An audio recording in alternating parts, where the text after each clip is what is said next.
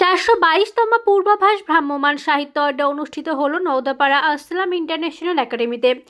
রবিবার নওদাপাড়া আসলাম ইন্টারন্যাশনাল একাডেমিতে 422তম পূর্বাভাস ভ্রাম্যমাণ সাহিত্য আড্ডার আসর বসেছিল। আর সেই সাহিত্য আড্ডায় আমরা সাহিত্যিক বন্ধুরা একত্রিত হয়েছিলাম। কবিতা, গল্প, প্রবন্ধ পাঠ, সাহিত্য সংস্কৃতি বিষয়ক মনোজ্ঞ আলোচনা হয়। আড্ডার শেষে ভোজনের ব্যবস্থা থাকে, আজও তার ব্যতিক্রম হয়নি।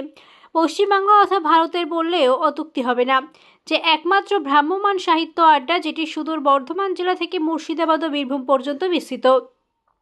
মাঝে মাঝে অন্য জেলা থেকেও আমন্ত্রণ আসে। এখান থেকে আমাদের একটি পত্রিকা বের হয়, তার নাম হচ্ছে পূর্বাভাস সাহিত্য পত্রিকা। তার সম্পাদক ছিলেন আবুল কালাম সাহেব।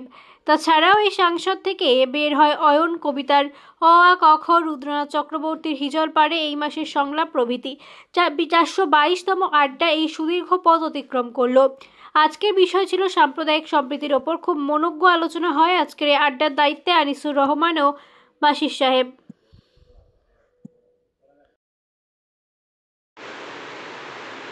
যেভাবে বিধ্বস্ত হয়ে যাচ্ছে আমরা মনে করছি যে আমাদের সমাজ ব্যবস্থা, সামাজিকভাবে অবক্ষয়টা যেন কবে কবে শুরু হয়ে গেছে, ভুল ভুলে গেছে। আমাদের যে মানুষগুলো আমরা এখানে এসেছি, মনে করি যে ওর মধ্যেও বেশ কিছু ভালো মানুষকে আমরা প্রতি মাসেই পেয়ে থাকি।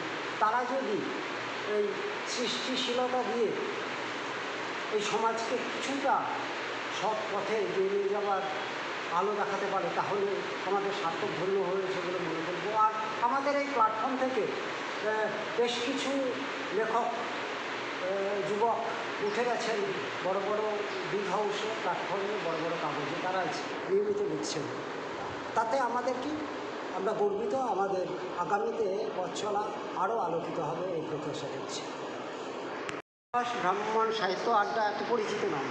পায়ে পায়ে 422 মাসে আমরা নওদাপাড়া অর্থাৎ বহরমপুর থানার সন্নিকটে নওদাপাড়ায় আছি আলামিন আসসালাম ইন্টারন্যাশনাল একাডেমিতে উপস্থিত হয়েছিলাম। বিভিন্ন স্থান থেকে বিশিষ্ট গুণীজনেরা, কবি সাহিত্যিকরা এসে আজকে সমৃদ্ধ করেছেন আজকের আমাদের এই সাহিত্য আড্ডাকে। আগামীতেও আমরা এইভাবে পথ চলবে আশা করছি। আমাদের প্রতিষ্ঠা সম্পাদক আবুল কালামকে আমরা মাস চারেক আগে হারিয়েছি।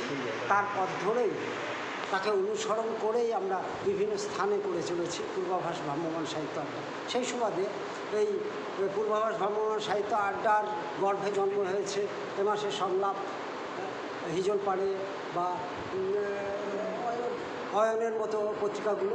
এছাড়াও তো পূর্বাভাস আমাদের নিয়মিত প্রকাশিত হচ্ছে। সামনের সংখ্যাটা আবুল কালাম স্মরণ সংখ্যা হিসাবে প্রকাশিত হবে।